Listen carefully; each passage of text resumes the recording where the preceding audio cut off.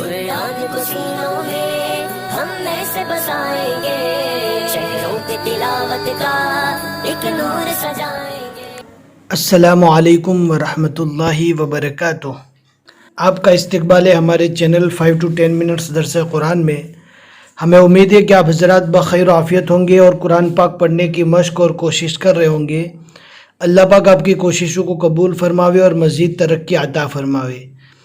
آج ہم 13ویں پارے کا 8واں رکوع پڑھنے والے ہیں۔ بہت ہی آسان ہے، اینڈ تک ویڈیو دیکھیں، انشاءاللہ ساری چیزیں آپ کو سمجھ میں آئے گی۔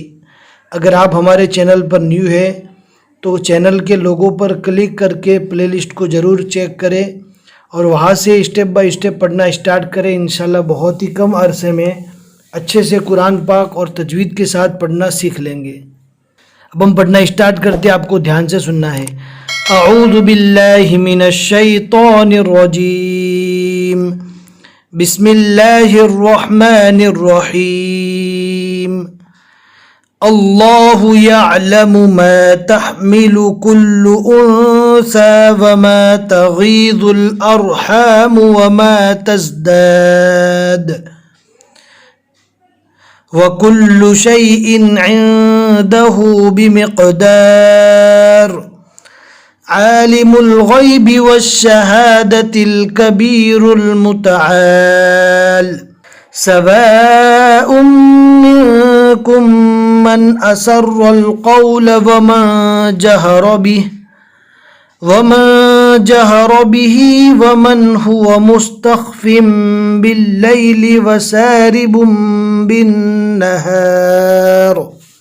وسارب نہیں پڑھنا، ہم اس سے پہلے بتا چکے ہیں کہ تنوین کے بعد، تنوین چاہے 2 زبر کی ہو، 2 زیر کی ہو یا 2 پیش کی ہو، یا جزم والے نون کے بعد اگر با آتی ہے، آپ دیکھ سکتے ہیں با کے اوپر 2 پیش ہے، یعنی تنوین کے بعد یہاں پر آپ دیکھ سکتے ہیں با آ گئی، لہٰذا جہاں پر بھی ایسا رہے گا تو وہاں پر جزم والے نون کو اور تنوین کو میم سے بدل کر پڑھیں گے۔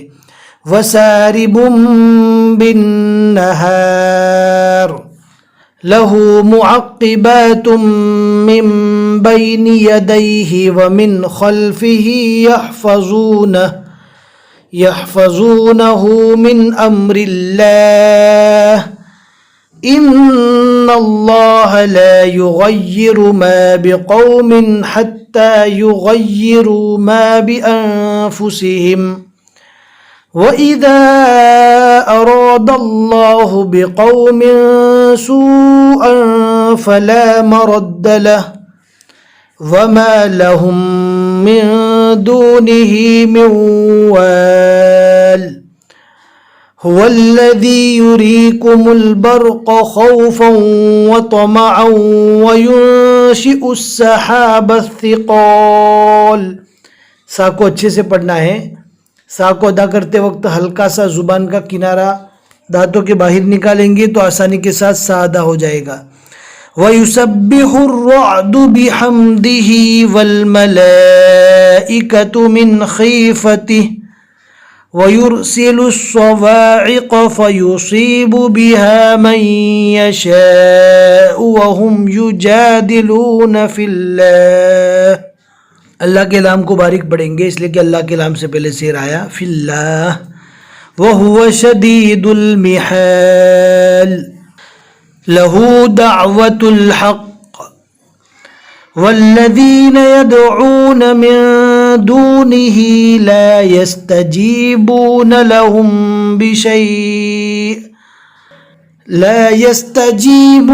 لَهُم بِشَيْءٍ إِلَّا كَبَاسِطِ كَفَّيْهِ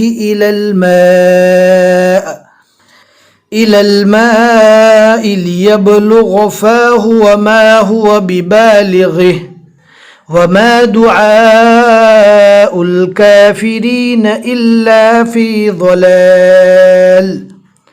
آگے والی آیت کو دھیان سے سمجھنا ہے، سجدے کی آیت ہے۔ سجدے کی آیت کو پڑھنے سے یا سن لینے سے بھی سجدے تلاوت واجب ہو جاتا ہے، اور اگر ریکارڈ کی ہوئی سجدے تلاوت کی آیت کو آپ سنتے ہیں تو اس کی وجہ سے سجدے سہو واجب نہیں ہوتا ہے، لیکن احتیاط یہ ہے کہ آپ سجدہ ضرور کر لیں۔ سجدہ کرنے کا طریقہ یہ ہے بس دل میں یہ نیت کر لینا ہے کہ قرآن پاک کے سجدے کی جس آیت کو میں نے پڑھا ہے اس کا سجدہ کرتا ہوں یا کرتے ہو. ہاتھ باندھنا ضروری نہیں ہے اور صرف ایک ہی سجدہ کرنا ہے. بیٹھنے کی حالت میں ہے تو ڈائریکٹ سجدے میں جھک جانا ہے، اور اگر کھڑے ہونے کی حالت میں ہے تو سجدے میں چلے جانا ہے. یہ دو طریقے ہیں سجدہ کرنے کا. بہت سے لوگ نیت باندھتے ہیں، بہت سے لوگ ڈبل سجدہ کرتے ہیں، اور فوراً سجدہ کرنا ضروری نہیں ہے، تھوڑی دیر کے بعد بھی کریں گے تو کوئی حرج نہیں ہے، لیکن جلدی کرنا افضل ہے. وَلِلَّهِ يَسْجُدُ مَن فِي السَّمَاوَاتِ وَالْأَرْضِ طَوْعًا وَكَرْهًا وَظِلَالُهُم بِالْغُدُوِّ وَالْآصَالِ